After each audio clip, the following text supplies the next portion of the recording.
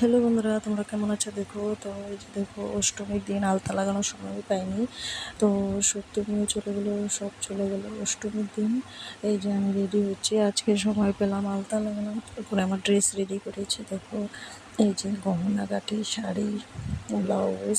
তো দেখো ব্লাউজটা শাড়ির সাথে কি মানিয়েছে নাকি বলো তো। দেখো আমি রেডি হচ্ছি, তারপর এই যে দেখো এখন মেকআপ করছি।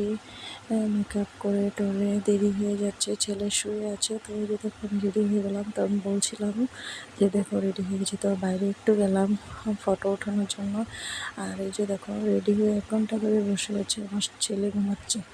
তো ছেলে ঘুমিয়ে আছে, তো তাই বসে আছি, ও উঠলে তারপর যাব।